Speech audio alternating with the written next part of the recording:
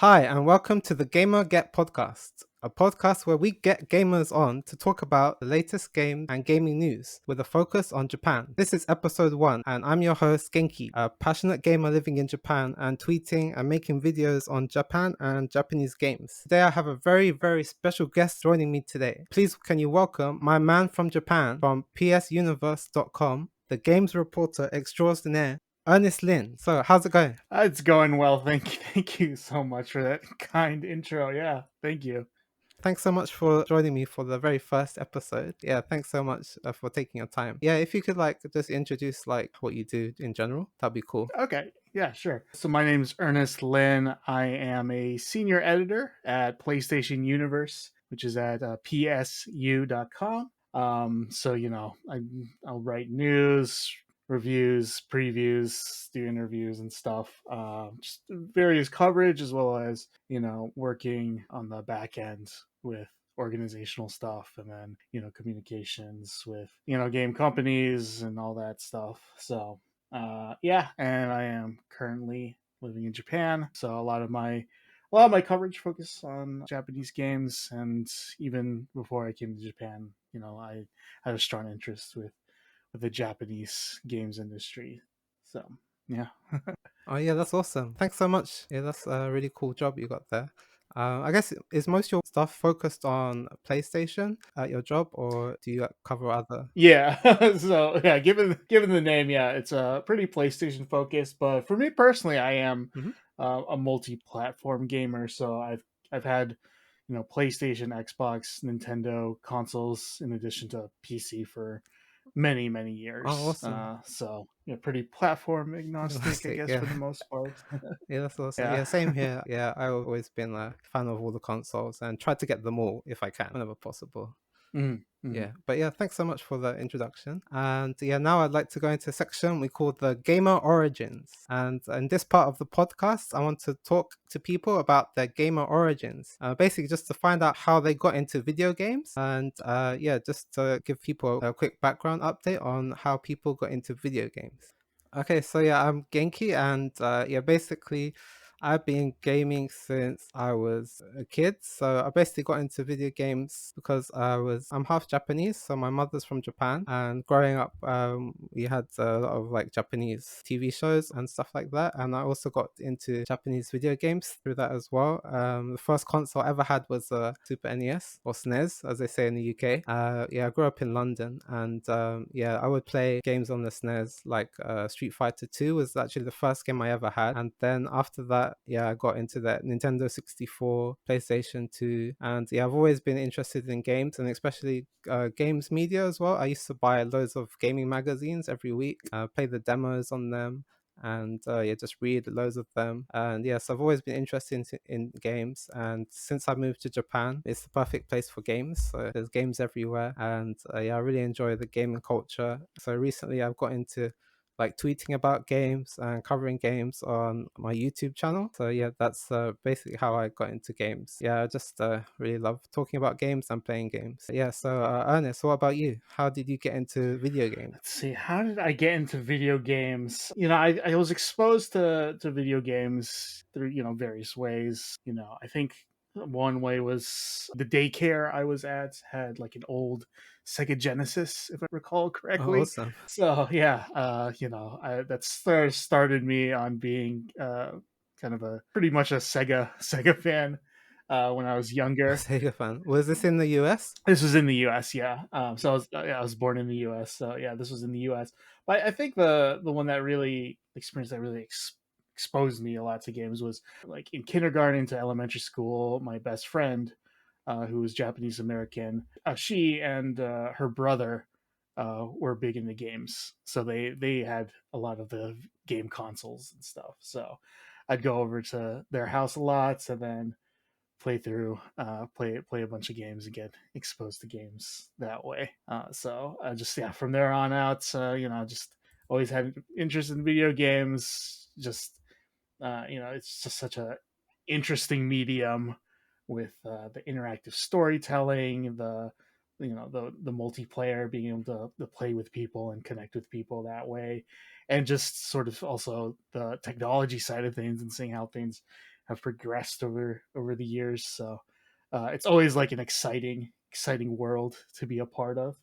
And then I always enjoyed writing, and so I Mhm. got into doing some games writing when I was in university, and then that led to me eventually joining PlayStation Universe. So yeah, just yeah, also yeah, lifelong games fan. Yeah. Yeah, that's awesome. So how long have you been doing games journalism for? Oh man, it's probably in some sort of capacity, probably about like 10 years, I think. Oh, okay, awesome. Yeah, so it's been a while, and I've gotten to see a lot of things, and have a lot of experiences, go to a lot of events like E3, Tokyo Game Show, and so on. So it's just always exciting. As never fully gets old. So That's awesome. And how did you get into like Japan, like in deciding to move to Japan? yeah. So I mean, I've always had an interest in Japan. That probably did start with my like first best friend that I remember being Japanese American. But yeah, I always had an interest in a lot of Japanese culture, including Japanese pop culture, like video games, anime, and so on. And then in university, I did do a minor in Japanese language and culture Oh, nice. to build up some language skills, have that foundation there. And I also did a homestay when I was in between middle and high school, as well as doing a short summer study abroad when I was a college student. Mm-hmm. So I really enjoyed both those times I was in Japan, and wanted to spend more time in Japan and also experience living in Japan. Just being able to experience more, immerse yourself in the language and culture a lot more. So when the opportunity came, I was like, okay, yeah, let's do it. Um, Nice. and I was lucky that it was pre COVID when things I think were a lot easier. So So how long have you been in Japan now for then, would you say? oh man, probably like 4 or 5 years. Yeah, now I Okay, think that's yeah. awesome. So you enjoying it here and you're like comfortable in Japan? Yeah, except in the summer when it's so Apart from the hot summer. and humid. Yeah, Yeah, for right now it's like super hot and humid in Japan. right, yeah, It's like for crazy. people that Yeah. aren't familiar, yeah, Japanese summer is it's very very hot and humid, and this year especially has been particularly bad. It's gone hot and humid a lot earlier in the year, and it's just continued. It kind of hasn't let up. We haven't had a lot of even rainy days recently, so it's just Yeah, been that's very true. hot. It's relentless recently, the heat. Right. Yeah, I don't recommend coming to Japan in the summer. Yeah, probably like the spring is the best time where it's more like cool and chill. Yeah, I think spring and fall are really good. Yeah, yeah. Yeah, summer is just it's hot. It's really hot. It would probably be, imagine, really hard to get around to doing a lot of things. Just having to take breaks and rest. Unfortunately, summer is where when a lot of events are happening. Especially for anime and also just festivals and stuff. So Okay, now it's time for the news. We'll talk about the latest gaming news from the last few weeks. Starting with story number one, Final Fantasy XIV comes to Xbox. The critically acclaimed MMORPG Final Fantasy XIV Online is officially coming to the Xbox Series X and S in spring 2024, boasting 4K support on Xbox Series X and faster loading times on both consoles, with an open beta coming soon. That news was from Xbox Wire, and we also got a comment from the CEO of Square Enix. And he said, as CEO of Square Enix, we want to continue to deliver fabulous games to fans across the world. And of course, we want to welcome the Xbox community as well. And starting with today's announcement of Final Fantasy XIV coming in spring 2024, and whenever possible, we are planning to bring our games to Xbox for players around the world to enjoy. We're really looking forward to working closely with Phil and the Xbox team to make this possible. In response, Phil Spencer said the following: "Thank you, Kiryu-san. We deeply respect the rich legacy of Square Enix, and we look forward to building on the relationship that we have established in bringing Final Fantasy XIV to the Xbox. and partnering closely with you and the Square Enix team on future games. We also got a tweet from Phil Spencer, who was at the recent Final Fantasy Festival event in Las Vegas. And he tweeted with a picture of him shaking hands with Yoshida-san and Kiryu-san on stage. And his tweet read, "Enjoyed being on stage with Yoshi P and Kiryu-san to announce Final Fantasy XIV coming to Xbox. We're thrilled that the Xbox community will join the Warriors of Light, and we look forward to partnering closely with Square Enix on future games." So, after a long delay and many years of asking and lots of hard work of Phil promising Final Fantasy XIV to come to the Xbox platform, we finally got Final Fantasy XIV being officially announced for Xbox. And this news just came, I think it was just yesterday it was announced, and it was quite a big shock for many people on Twitter. And I think it's like really good news for Xbox and their relationship with Square Enix. Yeah, what were your thoughts on the announcement of Final Fantasy XIV finally coming to Xbox? Yeah, I was a bit surprised because Final Fantasy XIV has been around for quite some time. Even the sort of like relaunch A Realm Reborn is several years old now. But I think it's good news, to have more players be able to join that world, especially in MMO. Um, it thrives on having a bigger player base. So it'll be interesting to see the Xbox Square Enix relationship moving forward. Um, it's not like it's been non-existent. We've had uh, a number of recent titles like the Crisis Core remaster and Yeah, and Deerfield Chronicles, Dealfield Chronicles, Stranger of Star Paradise, Ocean. and all that come to Xbox. So I think it's good. Even though I'm on a PlayStation side, I think it's great to have games like this to show up on more platforms. So it'll be really interesting. I think to see how the Square Enix Xbox relationship progresses. The thing that stood out to me with Kiryu-san's quotes, the Square Enix CEO, was about whenever possible we are planning to bring our games to Whenever Xbox for play. possible. Right. So that makes me that feels a little bit of like a, a nod to any deals, existing deals, Yeah. with because there's definitely been games that Square Enix has developed or published that have been sort of exclusive on, say, Sony PlayStation or Nintendo Hmm. platforms. So yeah. Yeah, I thought that part of his response was also really interesting. That whenever possible part, Mhm. and yeah, just like yeah, what does that mean? And yeah, probably as you said, it means like yeah, they have obviously have existing deals and contracts, like with Final Fantasy Seven Rebirth Mhm. upcoming, and they probably have some other ones that, and they have a bunch of games like that are probably have deals with Nintendo as well. So Right. obviously Like those yeah. games won't be coming to Xbox, but as he said, Mhm. wherever possible, they will bring more games to Xbox, which is a good thing for I think all of the fans of Xbox and Square Enix games in general. Yeah, it's really good that they can, yeah, especially for an MMORPG to have as Mhm. big a player base as possible is really good. And yeah, Final Fantasy 14 is doing like earning so much money for Square Enix. So if they can broaden the player base, it's only a good thing for Square Enix, and it's also a good thing for Xbox.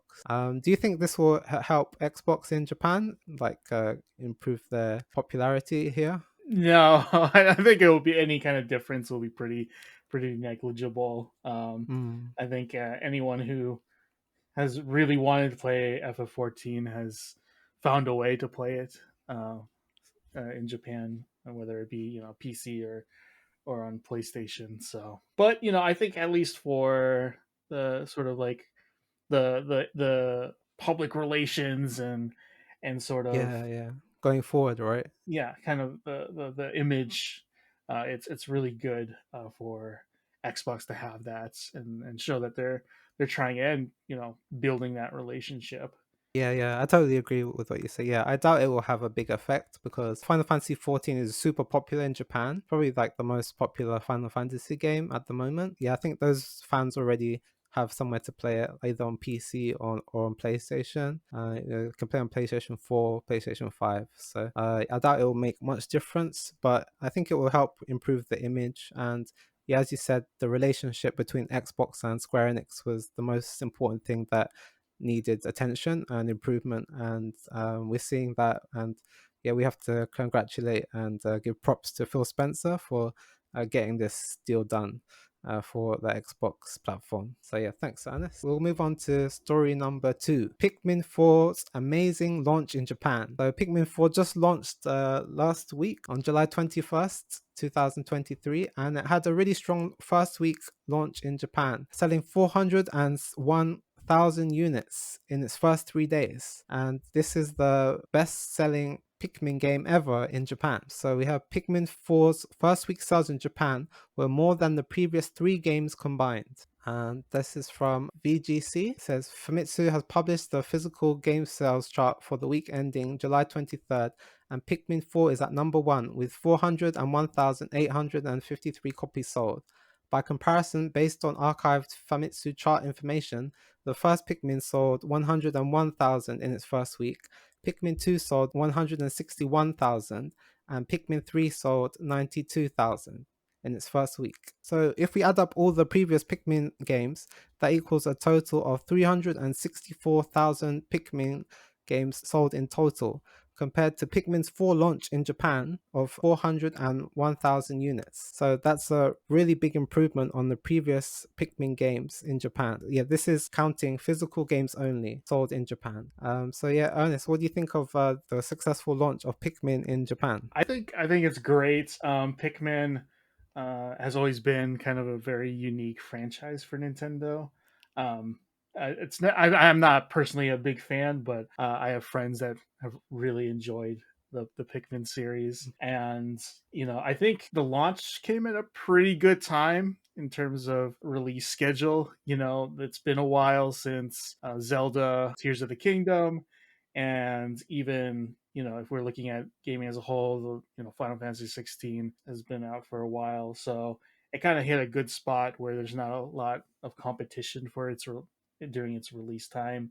And I also noticed that there was a lot of promotion. Oh, okay, you saw stuff. Yeah, I did see stuff. That's cool. I wasn't here during the promotions for like the Oh, old the older Pikmin ones, 1 and yeah, 2, yeah. but it did seem like there was a lot of various promotion. At the Nintendo store in Tokyo, seeing a Pikmin section with new sort of Pikmin merch and goods there, making it visible that way. And then also they had a collab sort of campaign at the Family Mart chain of Yeah, I saw that. convenience stores. Yeah, so they had some food that was Pikmin, sort of Pikmin inspired, or Pikmin with Pikmin designs on it. So various like sandwiches and sweets, and then they had like a file folder campaign where if you bought some Haagen Dazs ice cream products, then you got a free plastic file folder. I think there was like a bottle cap also campaign for if you bought certain bottled drinks. So yeah, I saw a lot of promotion for Pikmin 4, and yeah, I think between the promotion and sort of the timing of the release, as well as it just being a really good game from the looks of it, just Mm. all of that culminating to really really good conditions for its launch. Yeah, totally. Yeah, that's awesome. I saw some ads, yeah, like in the Nintendo store, as you said. Yeah, I Mhm. think Nintendo really pushed this, and like, yeah, their marketing budget, I think, has gone up compared to previous releases. Yeah, it feels like it. Yeah. Yeah, I think it's mainly due to the success of the Switch. Like the Switch is just crazy popular and like dominating in Japan, and Mhm. that just translates to these like super crazy sales that we're getting for Nintendo first party games in Japan at the moment. Yeah, I think it's quite crazy. Yeah, and like you said, you saw the marketing I think everyone must have noticed like the marketing in some way of Pikmin. And if you go on the like Yamanote line in Japan, it's like the Nintendo advertising line. They have like posters and like on inside the trains on the TVs and the trains, they always playing Nintendo ads. So like I did see those. Yeah. yeah, sometimes I call the Yamanote line like the Nintendo advertising line because there's always Nintendo ads on it on the Yamanote line whenever you ride it. And like Right. if you go like to Shibuya or Shinjuku, you see the posters as well. So yeah, I think Nintendo really pushed with the marketing in Japan for Pikmin 4, and yeah, it paid off with the highest sales ever for the series. And yeah, I think there's this thing called the Switch effect. I like to credit Player Essence of that from YouTube. He talks about the Switch effect, which is whenever Nintendo release a new game or like a new version of a older series, it always has the best sales of the series on the Switch. So if we talk about like games like Fire Emblem, the best selling Fire Emblem is on the Switch.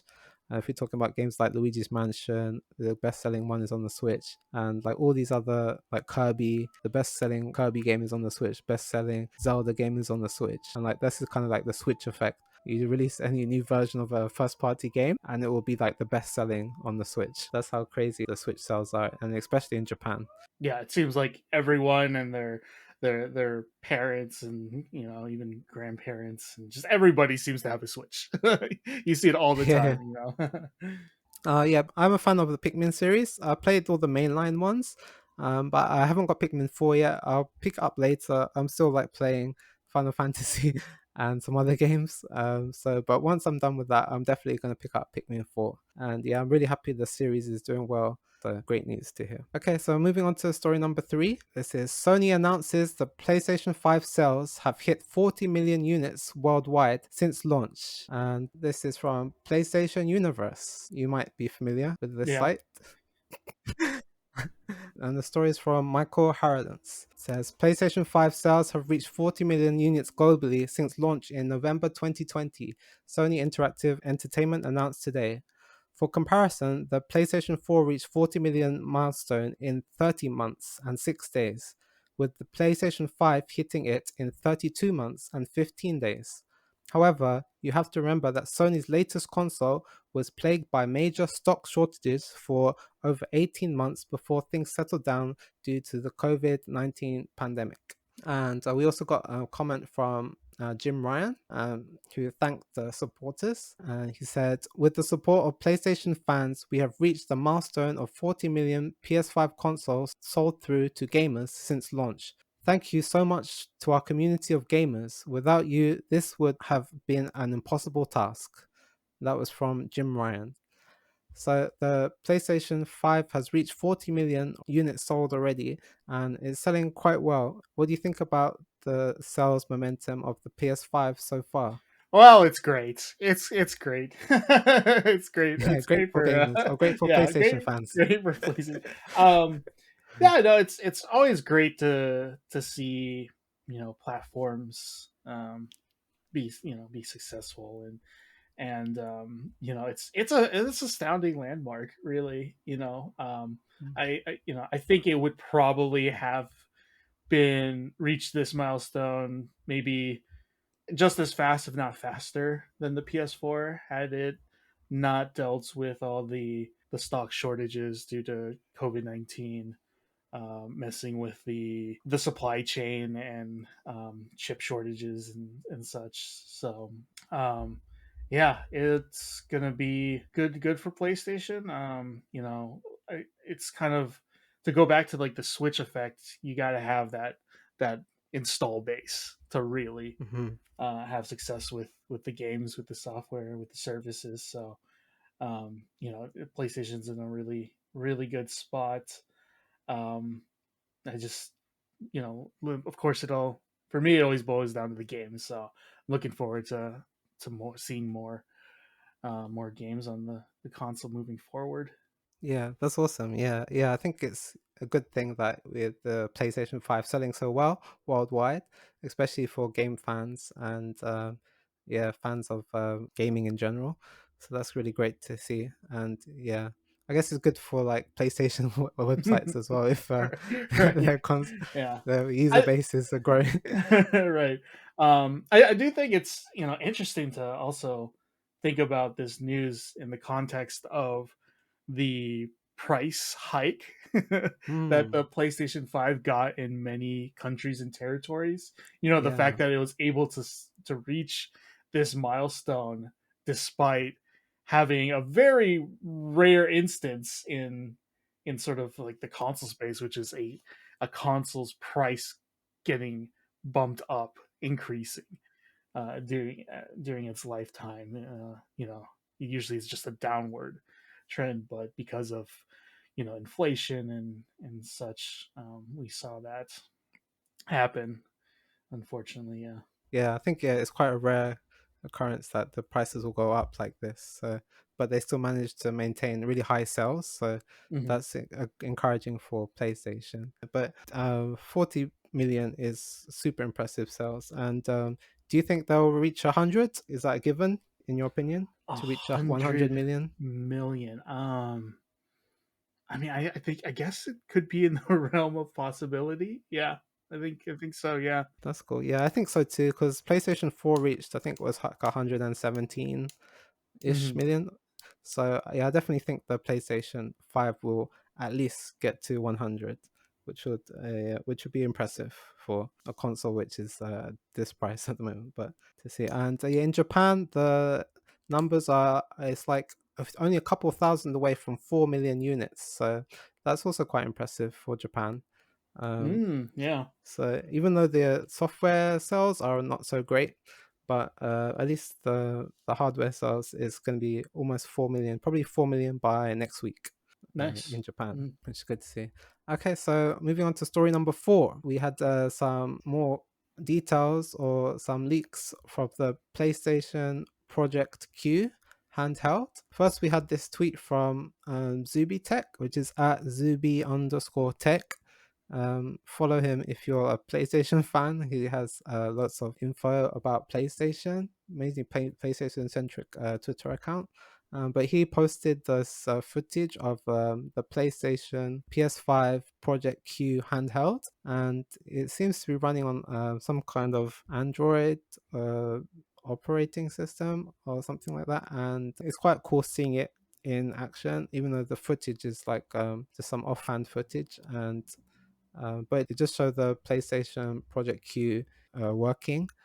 And yeah, I think it's quite an interesting concept to have this remote play device. Um, yeah, if Ernest, what do you think about like the just the Project Q in general as like a product? What's your opinions on the Project Q? I can't say that I'm personally looking forward to it, but I can see situations where it would be, somebody would find it useful. For like, it makes me think of how in a lot of Japanese homes there tends to be only one TV, mainly in the living room.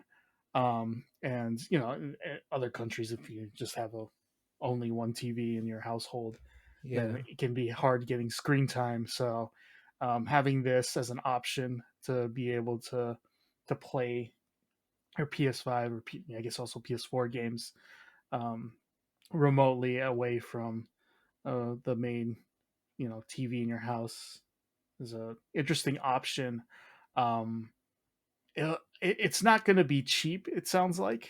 I think it's rumored to be what, around maybe the yeah, $300 range. So yeah. that's a pretty high ask, I think. So I'm kind of having mixed. I'm not entirely optimistic about how the sales potential will be. Um, I'm also curious to see how the durability is.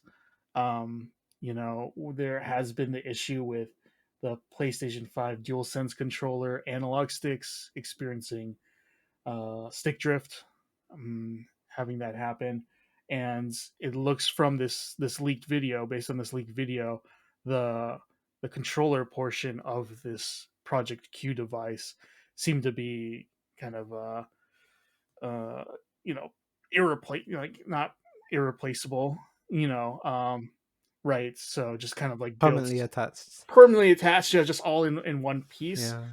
It would have been nice to see them go with the modular joystick um, Oh, joystick. like you can slide Uh, them in like the Joy Cons. Yeah. yeah, either like the Joy Cons, Oh, which or like on the Switch, or like the Edge controller. You can yeah, I was maybe you thinking of could. like the DualSense Edge where you have Oh, the okay. Yeah, replaceable yeah, joystick modules. So in the event that there's any problem with the analog sticks, you can easily switch them out. So it's yeah, if that'll be like something I'm hesitant about uh, for people buying it is how's the durability going to be, especially for a device that is as much as a Switch, right? yeah, And yeah, yeah. uh, half or more the cost of the PS5 itself, depending on what model you're getting and you know the price in your country. So yeah, we'll see. I think it would have been nice. I think a lot of people, myself included, would have liked it to have been its own standalone um, handheld, similar to the PSP or accessor to the PSP, PS Vita. Um, but well, we'll see. How about you? What do you think of the Project Q? Um, I think it's a like a yeah, it's a tough one because like the usage cases for it are really like limited, in my opinion, as it's Hmm. an only like on a remote player device. For me personally, it would suit my lifestyle because yeah, I only have like one TV in my house, and my house is like typical Japanese, not so big size, Mm, and I have family I also live with, so yeah, it for me like the uses cases would fit like my lifestyle. Like I could just play it in other rooms in my house, but generally speaking, like just because it has you have to have a PlayStation 5 in the first place to be able to play it. That's like a big prohibitor towards it like really selling well in terms of like, is this going to cost too much? You have to buy a PlayStation 5, then this extra $300 plus or around $300 peripheral. Yeah, I think it's just too much. Yeah, so don't think it'll be a mainstream. I think it'll be more like a niche product. But hmm. I'm interested to check it out as long as it doesn't cost more than $300. If it costs anything more than $300, like I can't see myself picking this up at all. But if it's under, then I would like to give it a try. Um, and I think it would be cool. Like I like playing like games like Theater Rhythm, like games that are Mm, not too like graphically intense, or like if you play like FIFA or something, you just want to get a game in somewhere around the house, like you don't have to sit in front of your TV to play. Then I think those use cases, like you can play in bed and stuff, those usage cases would suit me. um, but yeah, overall, I think it's a tough one, and hmm. yeah, I would have preferred a dedicated handheld as well. Even though it's tough for Sony to develop like handheld only games, because like they're already finding it hard to support the PSVR 2. So to have another third, platform in your wheelhouse to develop games for, I think it'll be too tough for them. Hmm. But hopefully, when we get to the time where PS5 games or PlayStation console games and handheld games can be like a similar level, then I think they should go for like the hybrids, or just go make a dedicated handheld then, so they don't have to share development resources and they can just put the games out on both, even if the handheld one is like a lower res version. I Hmm. think that would be cool, like if they could do that, like a lower PC setting version kind of thing. I Right. think that would be good. Yeah, I think I guess the other concern or thing I'm interested to see is how well the that streaming remote play um, works on the device. I don't know if you've had much experience using remote play, but I found it usually works well enough, but not quite as responsive as I'd like. And then other times, depending on the internet connection environments, it can have some stumbles and not work quite perfectly. So Like a lot of lag. um, Oh, okay. mhm. Yeah. So it's entirely like you said, it's entirely relying on that remote play function. It's not a dedicated handheld, so um, and it really needs to nail that part of its function. Yeah, it definitely needs to nail down the remote play and the latency. I really can't imagine it not being. That would be such a like a bad flop of a product if it's like really Right. laggy and like yeah, it's like straight in the bin. But hopefully it performs well with the remote play at least. And do you think it will do anything for the Japanese market? Because as many people recognize, the Japanese market is very handheld focused. Do you think it will do anything for the Japanese market for PlayStation? I think the price point is what sort of hampers the effect it could have on PS5 sales in Japan.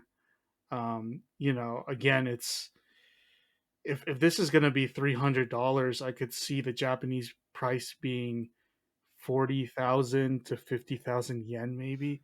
I would Ouch. expect like 40,000 Yeah, just because of how Sony has started marked pricing up things. Yeah, marked up. Yeah, the price of various PlayStation hardware and accessories here in Japan due to the yeah. Even like the the PSVR 2 is currency. ridiculously priced in Japan. It's very Yeah, expensive. Yeah, the PSVR 2 was really expensive. The DualSense Edge saw price hike. yeah. They do mark it up to match the dollar, Mhm. and the yen is super weak, so like it hurts for Right, Japanese consumers. right. So if right now, let's say theoretically you have somebody trying to get into to have that full PS5 Project Q setup, they'd spend, if they're buying the disc version of the PS5, that's about 60,000 yen after sales tax. And then this accessory, let's say it's 40,000, Oh my gosh! that's 100,000 yen. That's like Wow. $1,000 to a Japanese person. That's a lot. That's Yeah, a it's lot a of money thousand to spend dollars. on just Yeah, and if they're trying to decide between that or the Switch, which has is very a lot cheaper. Like the standard Switch is a third of that. one More than third of the yeah, price. less Yeah, than you a get the third of the Switch. price, and then Switch Lite is even cheaper. So it's a tough sell. And it actually works portably. Right, right, yeah. It works portably, so you can play it while you're commuting and traveling out on the train. So it's a tough. I think it's It's a a tough tough sale, one. Yeah. especially with how the pricing is likely going to be. Yeah, it's I think as a concept, it would work well in a lot of, yeah, like I mentioned, with the Japanese homes being a lot of times having one screen and being able to play your games without having to take up the family room TV. But yeah, just that price is it's too hard to Yeah. swallow, I think. Yeah. Yeah, yeah. Hopefully it comes in at like 30,000 yen or something Hmm. like samman. Hmm. That's what I'm hoping. Please. Otherwise, yeah, it's if Yonma is like same as price as the PS5 almost, or like at the Right, launch at of least, yeah, the right. digital version at The least. digital. Yes. Yeah, so yeah, that would be crazy. So moving on to story number 5. Square Enix says that Final Fantasy 16 sales are extremely strong. And we got this from an article from IGN by Wesley Yin Poole.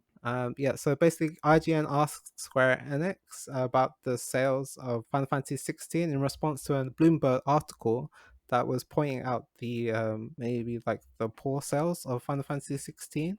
I think the article is mainly talking about Japan, but yeah, they addressed the issue talking about the global sales, and Square Enix responded with this statement: with 38 million PS5 consoles shipped globally as of March 31st, 2023, sales of Final Fantasy 16 surpassed 3 million units worldwide several days after its release on June 22nd, 2023, Square Enix said. Taking into consideration the sales figures of the acclaimed Final Fantasy VII Remake and the difference in size of the install base of the PlayStation 4 at the time of this title's release, we can see that the attach rate of Final Fantasy XVI is considerably high, given the PS5 install base. Square Enix considers the initial sales results of Final Fantasy XVI to be extremely strong, and we will continue to carry out a wide range of initiatives to encourage even more people to play the game. So, Ernest, what do you think about the sales of Final Fantasy 16 globally? 3 million, and we got some reports from Bloomberg that weren't so impressed with those sales. What do you think overall? I think it's quite a success for Square Enix, and it is still just the beginning. I could see the game continuing to sell throughout the year, especially with the pace of uh, new PS5 sales. We'll see a lot of people.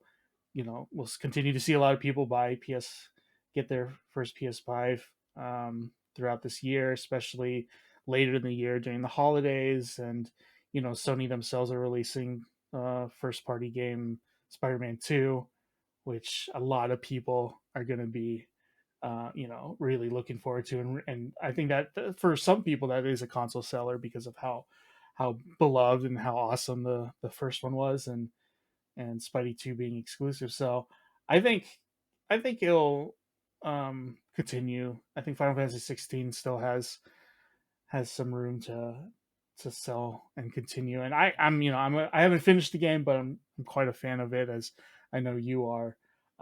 So I do hope they can continue seeing success with it. And it's a franchise that I've loved it for a while, and I'd like to see it continue. And it's always been kind of an event whenever you have a mainline entry, and seeing it how it pushes the envelope technologically and gameplay wise, and how it's changed. So um, yeah, I hope that it continues selling strongly. It's probably not like the huge runaway success some analysts and people wanted, but I think it's still very solid. Yeah, yeah, I would agree with that. I definitely think Final Fantasy 16 sold well.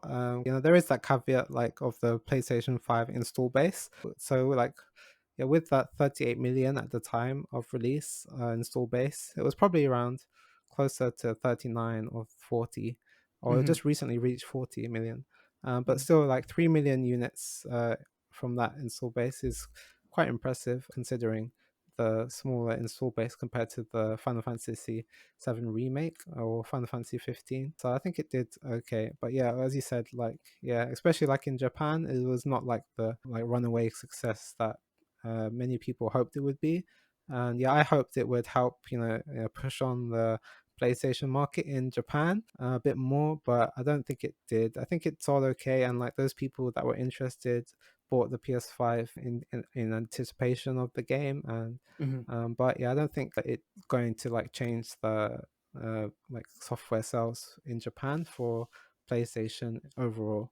But yeah, I think in terms of globally, I think it did decently. Right, I think yeah, it did decently, and I think in addition to the factor of the PS4 install base, I think it can be a little bit unfair to directly compare it to Final Fantasy Remake, because Final Fantasy VII Remake is it's kind of connected. It's part of a existing, I guess you would say, sub franchise. Yeah, basically, Final Fantasy 7 is like its own franchise now. Yeah, It really has been for many decades, and it's such yeah. a famous and really loved Final Fantasy VII entry, and now yeah basically franchise that you know Final Fantasy 16. Yes, it's part of the Final Fantasy franchise, but it's the first entry in its sort of series, sub series, if you want to call it. So it's not a sequel. It's not part of an existing Final Fantasy sort of game world. Or And what do you think about like the Final Fantasy series in Japan? Like, I tell a lot of people like Dragon Quest is way, way more popular than Final Fantasy in Japan, that and like some hmm, Western people don't realize it because Final Fantasy is just so popular compared to other Square Enix games. But in Japan, it's kind of the opposite, like where Dragon Quest is so much more popular. Yeah, what do you think about the Final Fantasy series in Japan?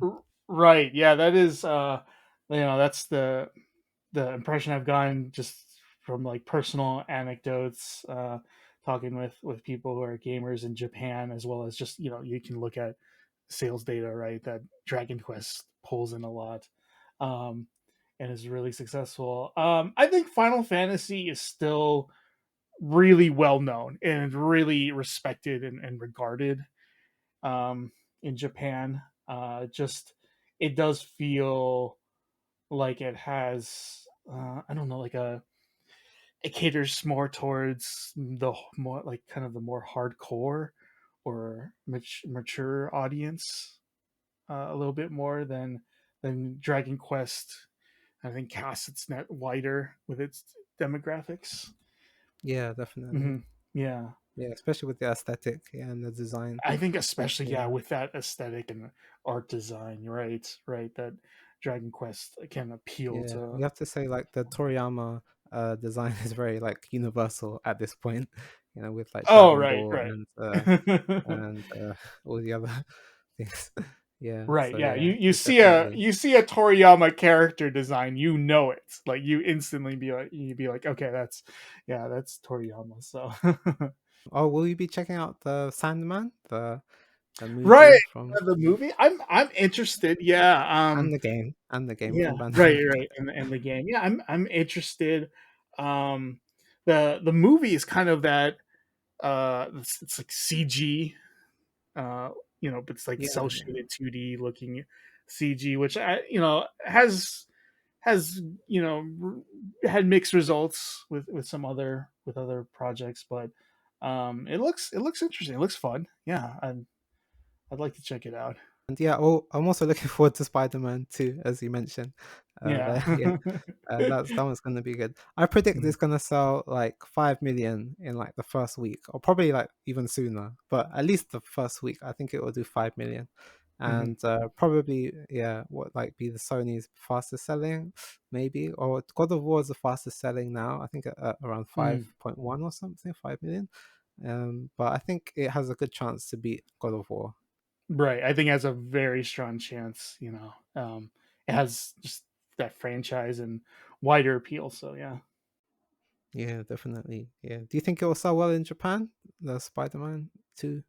I think it will, but again, it's the limitation being the PS5 install base, right? So, but I think it will sell. I think it will sell well. Yeah. So, story number 7, Microsoft and Sony sign a binding agreement to keep Call of Duty on PlayStation. And this is coming from PlayStation Universe from Michael Paradance. Xbox boss Phil Spencer has announced that Microsoft and Sony have inked a binding agreement to keep the Call of Duty franchise on PlayStation following Microsoft's acquisition of Activision Blizzard. Phil Spencer posted on his Twitter account the following: "We are pleased to announce that Microsoft and PlayStation have signed a binding agreement to keep Call of Duty on PlayStation following the acquisition of Activision Blizzard. We look forward to a future where players globally have more choice to play their favorite games." And it was also announced that this deal is likely to be another 10-year deal that Microsoft are giving to PlayStation to keep Call of Duty on their platform. Ernest, what do you think about this new deal? PlayStation have finally signed the deal with Microsoft. Yeah, what do you think about this new deal? I think it's really telling of sort of what the higher ups at Sony PlayStation must be thinking or anticipating regarding the acquisition going through. Because for the longest time up until this, they were fighting Almost it like two very years. strongly. Yeah, They've yeah, gone really, forever. very strongly, like tooth and nail, fighting against this acquisition. So the fact that it appears like they caved in and signed this agreement to ensure Call of Duty stays on PlayStation for the near future.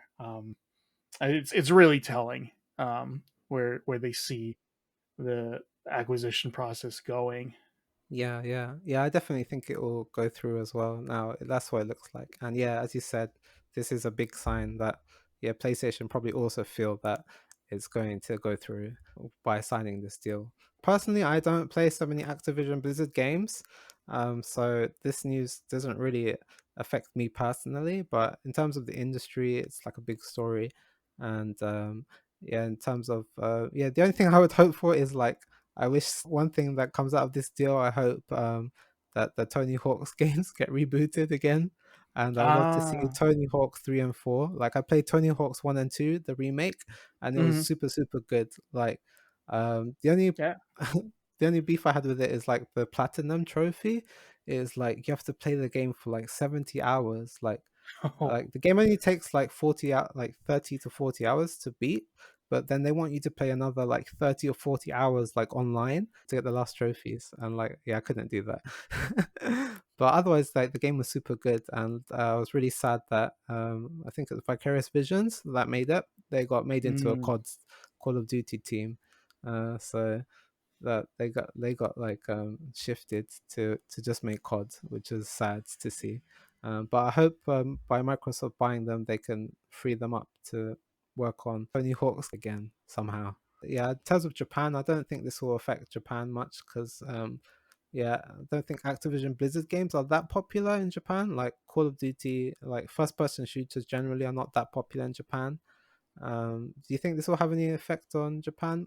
not so much. There is, there is a sizable fan base for Call of Duty in Japan, but it's nowhere near the powerhouse and cultural influence that it is in North America and Europe. So, I think the kind of the bigger sort of the bigger concern or idea with this is how things will look going forward in terms of more acquisitions and stuff. It sets a big precedent that we can have such a big deal happen, and I think it's going to be interesting to see more so the after effects and what kind of precedent, what things happen uh, as a result of this. So. Yeah, that's true. Yeah, Mhm. once you let $69 billion deal go through, then it's hard to say no to other deals, right? Right, right, right. It's that precedent it sets. So Do you think we'll see like Japanese publishers getting bought, or you think it's not realistic?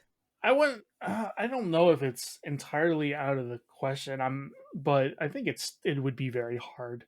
I wouldn't be. I wouldn't be betting on seeing that happen. Yeah, I would say the same, like, because it's quite rare to see such big acquisitions. Maybe you'll see like some companies buying smaller companies or other smaller studios. But in terms Mm, of like really big acquisitions, even in like other industries, it's quite uncommon in Japan to see like a big conglomeration buying another one. So I wouldn't expect it, even like for Sony or mhm. Nintendo or anyone. Yeah. So until there is a president, like I personally am not thinking or expecting it. Yeah, but maybe it will happen one day. Who knows? But until then, I wouldn't expect it personally. Moving on to story number 8. The final story. Capcom announces amazing results. Capcom on track to achieve 11 consecutive years of full year operating profit growth following consolidated results for the 3 months ended June 30th, 2023. And this was announced from the Capcom website in a PR statement. And they said that the net sales were up 74%, whilst operating income was up 99%, and their ordinary income was up 102%. So that's all their figures going up. And they also announced that 13.5 million units of software were sold in the last quarter, and that was an increase of 15%. They said that the sales and profit growth was driven primarily by major new titles and digital sales. And even the stock went up a lot in trading in the recent weeks, and especially after they also announced the Monster Hunter Now game, which is like the Pokemon Go Monster Hunter game. Yeah, so what do you think of those really impressive results from Capcom? And their stock is just going through the roof at the moment. Yeah, I mean, man, Capcom, they've they've really turn things around. I think they were. It seemed like they were having a little bit of trouble during that the Xbox 360, PlayStation 3 era. You know, Yeah. They had some stumbles and some games that weren't really like successes, but I think they really have turned things around starting during the PS4 generation, and now they're it seems like they've really found their groove. They're really producing a lot of great and high quality games, in recent years. So I you know I can only see them continuing having a lot of success. They've got Street Fighter 6, and then a future those Resident Evil remakes are great stuff. Yeah, they're they, awesome. Yeah, I really they enjoy really knocked this. it out of the park with those, and then Yeah. even the newer entries in Resident Evil have been really good. So yeah, they've really found their footing, and yeah, I'm happy for them. I love seeing uh Japanese developers having that kind of success and finding their audience. Yeah, it seems like they got a really tight ship running and like a really like lean operation, and Hmm. like they just keep on pumping out these like really high quality games. And that the RE engine is making things look really amazing and run amazing. And it just seems they just got like a really good like formula, or like yeah, like structure, just to keep releasing hits. So yeah, it's really impressive to see them doing so well, especially yeah, as you said, coming from that PlayStation 3 era where they Hmm. were kind of struggling to like move over to like HD development, and yeah, like focus on like their like the heart and soul of their games. Maybe they Hmm. were like trying to reach out to the too much to like the West or something, and not really doing things on their own initiative. Like yeah, they like outsourced the Devil May Cry to like Ninja Theory, and yeah, they had some other, even though Resident Evil 6 sold quite well, critically it was not really received that well. So yeah, they've come a long way since those days. Hmm. Right, right. Yeah, I remember that PS3 era. They had some games they released that were really quite rough, like Dark Void and like Oh, Remember Me and some other ones, and even the later Lost Planet games weren't doing so. They really steered the ship right. Yeah. and we also got a report from Takashi Mochizuki on Twitter. He was at the, I think he was at the Capcom investors call, and he said that Capcom said they have plans to release one announced game, which would sell millions by March next year. And Ernest, I would like to ask you, what do you think this game could be? This one unannounced game that will sell Oh, millions by March next year. So it's between now and March it will be releasing. okay. Let me think now.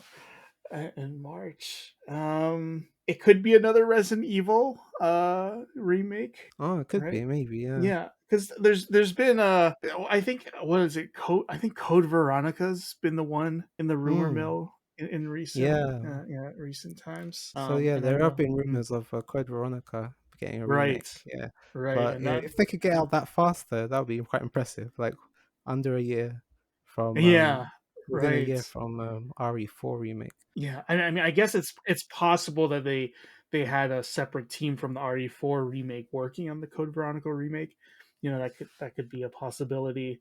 It feels a little too. It would feel a little too re, maybe a little too fast for a new console Monster Hunter, considering that they've still been releasing expansions, right? Mm-hmm. I believe for that Yeah, game I think for they the could Monster do a Hunter world. World. We are due a world, and it was Mm. Monster Hunter World 2, and it was in the leak, like the Nvidia Mhm. leaks. So I guess people are expecting that as well. Okay, So yeah, I guess so that's a poss. probably that, or hopefully like Yeah. a Resident Evil remake like Code Veronica. I don't think it'll be Pragmata to say that. I don't think it'll be Pragmata. I think that one's Yeah. I looks think quite they delayed. still they still need development time, and I think Capcom is smart and wise enough to give projects the ample amount of time to Yeah, really definitely. get it in a good shape. Thanks for that, Ernest. So that was the news for this episode. Next segment, we'll be moving on to what have we been playing. So for me, I've been playing Final Fantasy 16 recently, and yeah, I'm still playing it, and yeah, I'm really enjoying it. It's been like an amazing experience so far, like super hype, and like yeah, as Yoshi P said, it really is like a roller coaster. Like the super highs you get from these mega kaiju, mega epic kaiju icon battles, and there's kind of these lows where you're doing these repetitive and can get quite monotonous side quests where you're like picking up soil or going over and like collecting some flowers, then bringing them back. Um, yeah, those can get pretty dry, but the highs are super high, and yeah, it really is a roller coaster, and the story's great, and I really enjoy the combat, yeah, the gameplay as well. Yeah, we won't talk about any spoilers, but I know Ernest, you've been playing it too, and yeah, I was just like, did you enjoy it as well, the Final Fantasy 16? So far I've been enjoying it. Probably not as far into it as you are, but yeah, thus far I've been really intrigued by it and enjoying the story, especially. I think Final Fantasy games really rely a lot on their story, their world, and characters, and I think in that regard, S16 is really cool. And yeah, I enjoyed the combat. Yeah, there are some uneven and slower parts, but just the world and the story is enough to have kept me engaged, and I look forward to playing through the rest of it. Yeah, I really enjoy the story too, and the voice acting as well. Because I'm from originally from Britain, like and I can recognize all the accents, and they're like really genuine, like British accents, and like they're also regional as well. Like they have accents from all over, like up and down the UK, like really like Cockney London accents to like more northern like Geordie, like that's from like Newcastle accents to more like Middle England, like Sheffield, those kind of accents as well. So you can really hear like a really diverse variety of like British accents, and that's quite impressive. And I just enjoyed that brought like an extra level of enjoyment to me, just feeling like a bit of I recognize these accents, like as a British person or as a person who grew up in Britain. Yeah, I thought that was really cool, and I thought yeah the level of voice acting in Final Fantasy 16 is super high and super good, and yeah, I think they really did well. And yeah, it's quite a rare like because this was the first Final Fantasy game where the voice acting was mainly done in English, and then based on the English performances, they recorded the Japanese voices. So yeah, that's like another sign like they're trying to appeal to the West with this Final Fantasy game. But I thought the voice acting was really on point and like super good. Yeah. Did you enjoy the accents, or did they just sound like British people? Yeah, I can tell the difference between some of them, but it is Oh, there are a few words in there that like are like they just throw out some really weird words. Like some of them even I don't understand. okay. Yeah, I guess initially, before the game released, I was a little hesitant on how the voice performances would work out, if it would come across as, if it wouldn't fit quite right, or be like overly operatic. But I think it fits well, and I think the performances are, like, as you said, are really good. Yeah, they have quite a cast that did the English voice acting for 16. It's super good the voice acting. Hmm. And yeah, another thing I enjoyed in the game was the combat. Yeah, I really like the combat. It can be quite simple, and yeah, the game can be quite easy, but there are a few tough bosses that I did die against a lot. But yeah, when you die, it is quite lenient, as in like when it restarts you, you get all your potions filled up. So yeah, it is once you die, it's like you can go back to the battle quite easily and defeat the boss. So it's not too difficult a game, even though I did die a few times before completing it. But yeah, I enjoyed the combat overall, and I thought it's quite like flashy and Hmm. quite yeah, it's not too difficult. What did you make of the combat in Final Fantasy 16? Did you enjoy it? Yeah, I've been enjoying the combat quite a lot. Yeah, it's really engaging. Um, I'm not the biggest fan of turn-based combat, so for me, this So you has prefer been the action? right. I prefer action RPG, so yeah, really glad that it's for me personally that it's a action RPG. And right, it's really responsive and satisfying, the combats. And yeah, I never have quite had a moment where I've been like super frustrated that it wasn't fair, you know. um yeah, it's just been, really easy to pick up and learn, and everything feels responsive and fair. So yeah, so far really liking the combat. I know some people have said they wish there was a little more like RPG elements, and I could see that. But um, I think it having this style of gameplay, it really does make it really interesting, engaging, and allows a lot of people to jump in and experience the story. And I think it helps with the sort of the pacing and of the game, and keeping your interest. Because yeah, you do have the story is can be a little bit slow at times, kind of a slow burn. um so once you get through some of those story parts, and then being able to like hop into combat and have that frenetic pace, and have it on your toes, and have that action. And especially those the big kaiju style summon battles are just this awesome spectacle that you just see. And it looks, having the power of modern day consoles, it looks gorgeous. This game, it's really Oh pretty. yeah, Yeah. yeah, very pretty. Right. I still So need to upgrade to mm, the OLED TV to get the full beauty, but even on mm, my mm. small TV, it's looking amazing. Yeah, it's a beautiful game. Yeah, yeah, absolutely. And yeah, the only thing, yeah, overall, it's like, yeah, super amazing, as you said. The only gripes I had was like, yeah, as you said, like some of the side quests can get a bit dry and repetitive. But Mm, at the end of the game, there are a lot of side quests that offer a lot of cool, really, really good insights into the lore and the world, and some really good stories in the side quests.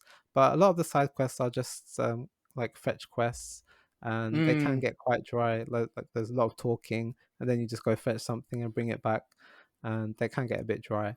So that would mm. be my only gripe with the game is the side quests, and maybe if you could view the items in the menu, because like when you equip the new sword, you can't really look at what it looks like. You just see like this little illustration in the menu, and you can't actually see it until you equipped it, and then you can see it on your back.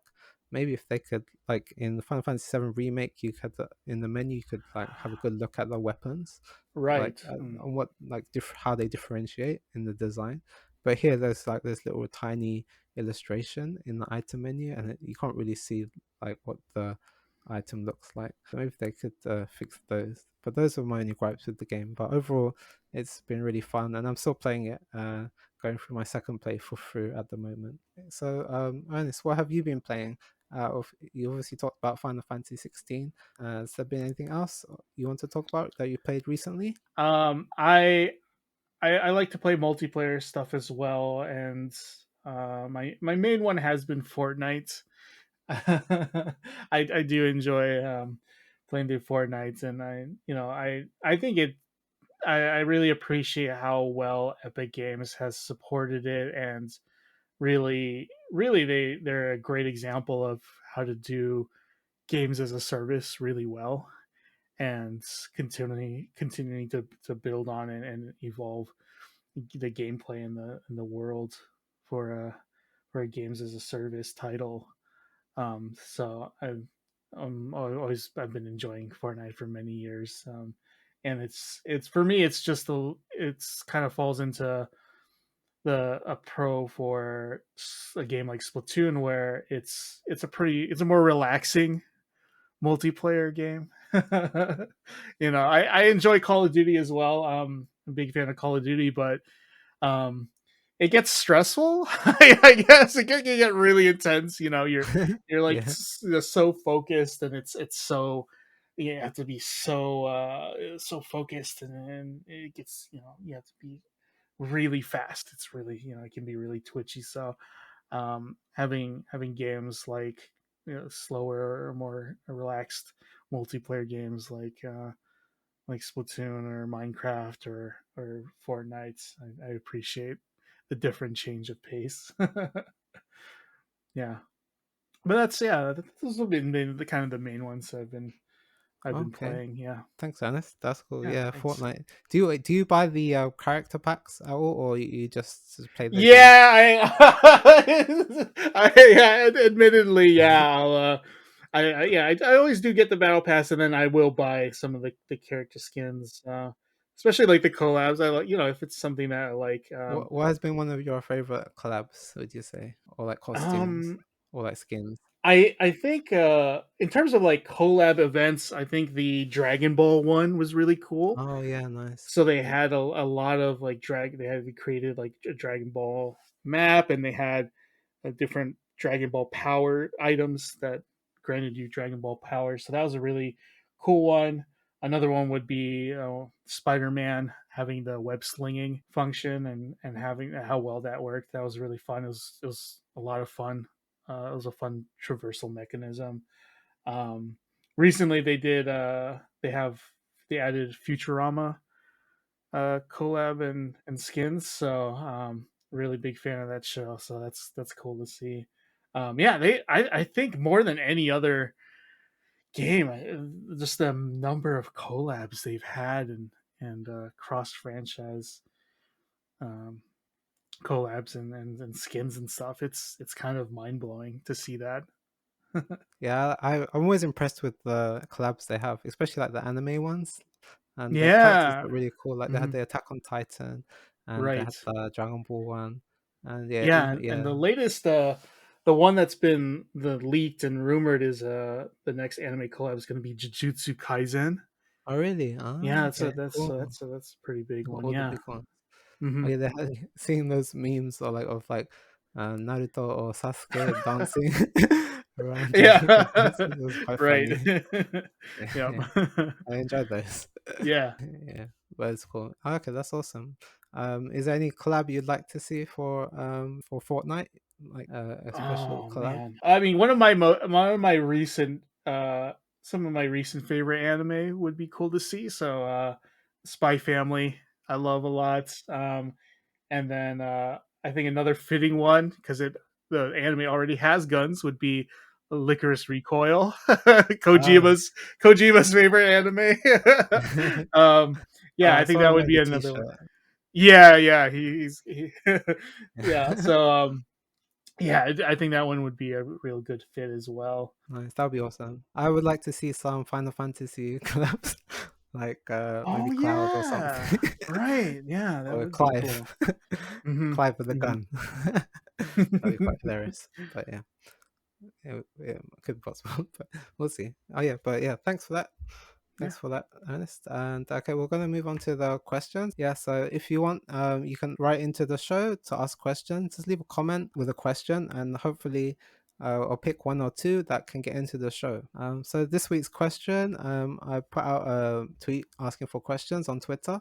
Our first question is from Samuel Darmento, and on Twitter at Samuel Darmento, and he asks, why aren't Japanese people more excited about PlayStation 5? So, Ernest, I'd like to ask you, as you are the resident PlayStation expert, I'd like to ask you this question. Why aren't Japanese people more excited about PlayStation 5, in your opinion? I think one reason goes back to what we discussed earlier with when we were talking about Project Q, is sort of the home setup in a lot of Japanese homes. A home console requires not only space but having a screen, having a TV or a monitor to play on, and a lot of homes only having one TV. So I think that's certainly a factor there. I think another one is the price. It's certainly not a cheap console, especially after it got the price hike. Um, it's a lot of money to spend, especially in the given economic climate. You know, inflation hasn't affected Japan as roughly as in other places like America and Europe, but it's still we've definitely still seen a lot of cost of living things go up. So having, you know, the base disc uh, PS5 being 60,000 yen after taxes is a big it's a big investment when, you know, you can put that money towards other things. And I think the other thing is, you know, there's so many other places to play games now. You know, back in like the PS1, PS2 era, if you wanted to play video games, yes, you needed a home console if you wanted to play on your own and not in an arcade. Now there's just so many other places to play video games, on tablets, on smartphones. You know, Japan has a huge scene, a huge market for mobile games, um, and those are really really popular. And you see a ton of people playing those. And then on top of that, you have the Switch, you know, which is you're able to play again a lot more accessibly and more places than a home console. So there's a lot of competition for gaming attention and places to play nowadays compared to decades ago. Um, so yeah, it really it's I think those are some of the big factors. Yeah, totally. Yeah, I'd also second that. Yeah, Japanese people, there's so much other things vying for their attention, like mobile Hmm. games and like Switch, and yeah, there's so many more places to play games. Yes, compared to the old days where you just had your PlayStation or Nintendo, and that was about Right. it. So yeah, that totally makes sense. And yeah, also the price, because like inflation is just like just it came a bit later than the rest of the world, but it's hitting Japan now. Mhm. And most people's wages are really stagnant because Japan, the wages have been stagnant since like the 80s or 90s. So Right. Yeah, it's a problem. yeah, Yeah. it's a big problem. People can't afford like 60,000 yen console, which was like about $600, like equivalent. Hmm.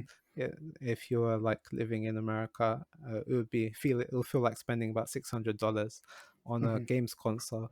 In times of inflation, it's a bit of a task ask for everyone to do. So yeah, I think that's as you said, that's one of the main reasons. Yeah, and also just yeah, also the games are not as there's not as many appealing games these days for compared to before. Yeah, I think they need more like Japanese centric games in general. But yeah, we still have the big publishers putting stuff out from PlayStation 5 only. But yeah, I think they just need more appealing software to help the sales. Right. Yeah. And I think another factor would be just kind of the lifestyle in Japan. Oh People, yeah, you for know, sure. a lot of people are like really busy, and it's much easier and more frictionless to hop into a mobile game or even a Switch game to just pick up and play for a little while, than it is, you know, a big blockbuster AAA, you know, home console game. Yeah, you know, even even students are really busy. It seems like, you know, they've got a lot of homework and cram school and extracurriculars, and then, you know, your typical office job in Japan is really busy and taxing as well. You know, it takes a lot of time. So yeah, you know, it's easier just to hop into a mobile game or Switch game while you're commuting to and fro from work or places. Yeah. Yeah, definitely. Yeah, for sure. Okay. I think this week we'll just have time for one question. But please leave comment in below if you have any questions for the next show, and hopefully we'll have more time to answer some more questions that you have. So yeah, please write in and ask some questions that we can answer at the end of the next show. Yeah, and Ernest, I was just wondering, like, is there anything else you're looking forward to for the rest of this year in terms of games or events? I think for here in Japan, Tokyo Game Show is definitely a big Oh one. yeah, definitely. Yeah, Yes. that's always an exciting time. I'm I'm glad that it's continued to exist. It makes me sad to see E3 in Yeah. the condition and how Kind of it's dead now, has a right? almost. Yeah, and it makes me. I really before when I was living in the U.S., I went to E3 every year, and it really was just nice to have that big event, just this week long excitement and celebration of video games. And now you don't have as much of that kind of concentrated excitement. You still get, during the summertime, you still get smaller sort of game shows, but nothing quite on the scale and hype level that E3 was. So I'm glad to see that Tokyo Game Show has made it survived and made it through the pandemic. So that's in terms of events. That's what I'm looking forward to, definitely. And then for games, I think for the rest of the year, my most anticipated is gotta be Spider-Man 2. I loved Oh yeah, loved that first one. Um, spent a lot of time playing through that, and even doing, I think, almost all of the side quests, just because of how much fun it was to roam and traverse around the world as Spider-Man. So I think that's my most anticipated game uh, from yeah. now until the end of the year. Oh, that's awesome. Yeah. Oh, yeah. Hopefully, I can make it to TGS this year as well. Oh, I'm Hmm. hoping to. And yeah, last year I got to meet you there as well, which was really nice. Yeah, Thanks for that's hanging cool. out. Yeah, that was cool. Hopefully, this year I can attend somehow. Yeah, that would be awesome. Yeah, I'm really looking forward to it. It's supposed to be much bigger than last year, this year, right? Hmm. So Hmm. it will be a bit crazy, but hopefully, it'll be good. Okay, thanks so much for coming on the show today, Ernest. And yep, so that's the end of the show for this very first episode of the Gamer Get podcast. I hope you all enjoyed it. If you have any feedback or suggestions, please let me know, and I'll try to make this a show that grows and evolves with you, the audience. So please write in with any gaming or Japan questions that you have, and we'll try to answer them in the next show. Don't forget you can support the show on Patreon at patreon.com/Genki Gamer. And yep, any Patreon questions will definitely get answered in the next show. So thank you so much, Ernest, for being on the show today. Please let people know where they can find you. Yeah, certainly. Yeah, thanks for having me on the show. It was a lot of fun. It's a lot of fun. It was exciting to talk about news and games and stuff. As for where people can find me, on social media, I usually go by Ernest Lin. So that's ERNSTYLIN on Twitter, or I guess maybe it's called X now, right? Instagram and so on. So yeah, thanks everybody for listening. It was a lot of fun. Yeah, thanks so much, Ernest. Yep, go check out Ernest on the socials. Thanks so much, everyone, and thanks for listening. And I'll see you next time. Okay, goodbye.